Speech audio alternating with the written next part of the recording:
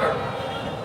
1 বছরে একদিন আমরা ঘুমাতে পারি নাই, একটা দিন আমরা ঘুমাতে পারি নাই সন্তানের চোখে।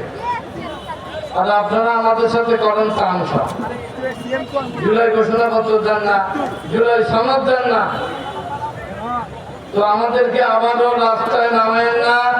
আমি শহীদ পরিবারের পক্ষ থেকে বলবো, এই জুলাই সনদ, জুলাই ঘোষণাপত্র না দিলে আমরা আবার রাস্তায় নামবো, আমরা আবার রাস্তায় নামবো, আমাদেরকে রাস্তায় নামেন না। সম্মানিত উপস্থিতি, আসলে অনেক কথাই বলার আছে, অনেক কথাই বলার আছে। এই সন্তান ছাড়া 2 ঈদ আমাদের চলে গেল, একটা রোজা গেল আর একটা কোরবান গেল। আমরা অনেকেই শহীদ পরিবার নিয়ে কথাবার্তা বলি। এই 2 ঈদে 2-4টা রাজনৈতিক দল ছাড়া কেউ আমাদের পাশে দাঁড়ান নাই, কেউ আমাদের খোঁজ খবর নেন নাই। অনেক শহীদ পরিবার কোরবানি দিতে পারে নাই, কিন্তু উচিত ছিল ওই শহীদ পরিবারের গরুর মাংস নিয়ে যাওয়া।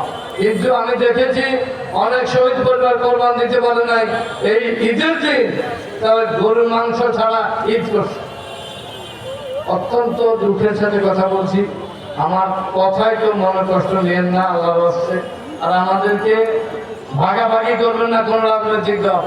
শহীদরা কোন রাজনৈতিক দলের না, শহীদরা একটাই আন্দোলন নিয়ে গিয়েছিল, স্বৈরাচার পতনের আন্দোলন। শহীদ কোন রাজনৈতিক দলের না, আমাদেরকে কেউ কোন রাজনৈতিক দলে ভাগ করবেন না। আল্লাহ হচ্ছে সবাইকে বিনীত অনুরোধ করছি, আমাদেরকে কেউ কোনো রাজনৈতিক দলের সাথে ভাগাভাগি করবেন না। এই বলে আমার সংক্ষিপ্ত আলোচনা শেষ করছি।